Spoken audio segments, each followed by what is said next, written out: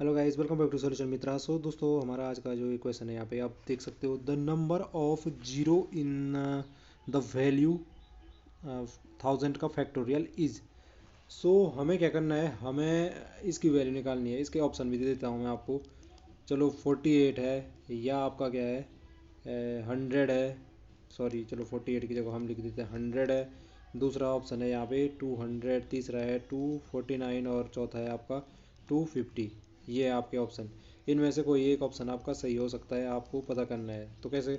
सबसे पहले देखिए, फैक्टोरियल का मतलब क्या होता है। तो आप जानते हो कि जैसे एन फैक्टोरियल का मतलब है कि क्या करना है, एन गुणा गया n-1, ऐसे ही n-2, ऐसे ही n-3 मल्टीप्लाई करते जाना। कहाँ तक करते जाना है? जब तक आप एक तक ना पहुँच जाओ। जैसे बेसिक सा अगर मैं देखूँ, 4 का फैक्टोरियल निकालना है तो 4, n की वैल्यू 4 हो गई। उसके बाद n-1, 4 से 1 कम 3, फिर क्या हो जाएगा n-2, 4 से 2 कम, तो 4 में 2 गया 2, गुणा गया फाइनली 4 में से 3 कम यानी 1। तो फाइनल 1 तक ले जाना है, 4 से कम करते करते जाना है और कहाँ तक जाना है, 1 तक जाना है और मल्टीप्लाई करते जाना है। यही हमारा फैक्टोरियल का मतलब होता है। अब देखो, मैं कहता कि 4 के फैक्टोरियल में कितने जीरो हैं, तो यहाँ पे आपको पता चल जाता है कितने जीरो हैं। आप इसको आसानी से करके देख सकते थे। 4 तियाँ 12, 12 दूनी 24, 24 से कम 24, तो ये इनका प्रोडक्ट करके कितना रहा है, 24 आ रहा है। तो 24 में तो कोई भी जीरो नहीं है, तो हम कह सकते थे कि नहीं है जी, जीरो नहीं है।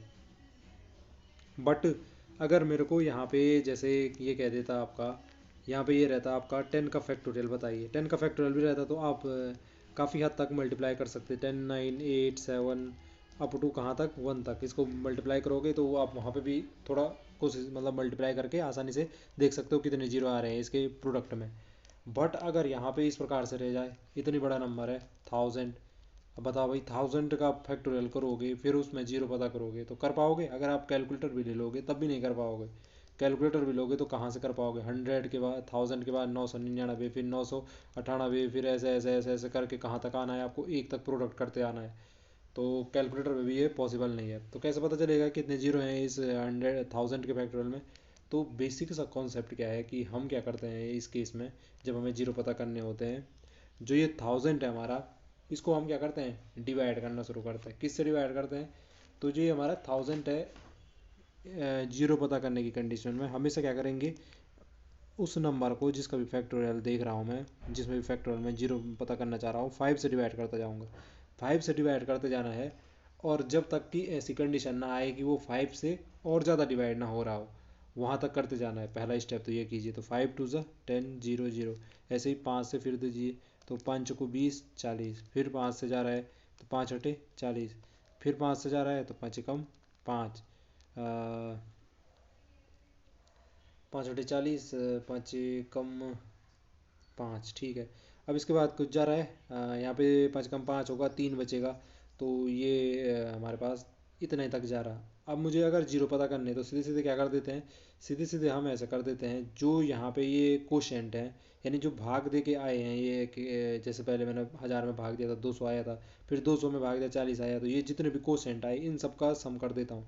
यानी कि जीरो का नंबर कितना हो जाएगा, 200 प्लस 40 प्लस 8 प्लस 1, तो कितना हो गया 48 और 1 49, 249 हो गया। तो ऑप्शन सी बिल्कुल राइट आंसर है, 249 जीरो होंगे। हाँ। अब यहाँ पे कंडीशन ये आती है कि एक कंडीशन और हो सकती है कि जब ये 5 से पूरी पूरी, यहाँ पे तो चलो 5 से पूरी पूरी बार गया, लास्ट में ही नहीं जा रहा था, बाकी तो मतलब जा ही रहा था। ऐसा हो सकता था यहाँ पे, सपोज ये रहता आपका 9 9 9 9, इसमें हमें भाग देना, इसके फैक्टोरियल में पता करना रहता है कि कितने जीरो हैं। तो तब क्या करते हैं आप, करना वही है, हमें करना क्या है, 5 से ही डिवाइड करना है इसको।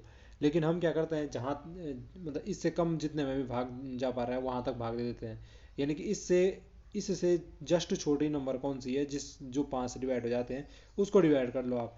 तो वैसे आप लॉजिक से ये भी देख सकते हो, इससे जस्ट छोटा क्या होगा, यहाँ पे 9 की जगह पे 5 होता अगर, तो लास्ट में 5 है, जीरो होने पे किसी भी नंबर के 5 से डिवाइड होता कन्फर्म है।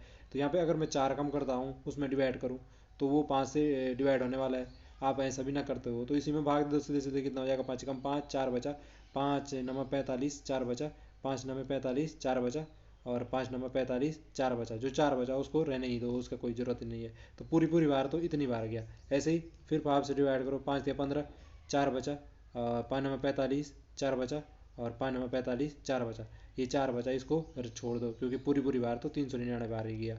ऐसे ही 5 से डिवाइड करो तो 5 सते 35, 4 और 5 9 45, फिर से 4 बच रहा है, उसको तो कोई ज़रूरत ही नहीं है, जितनी बार पूरी पूरी बार डिवाइड हो रहा है वही करना है। तो 5 से फिर डिवाइड करो, 5 1 जा 5, 2 5 5 जा 25।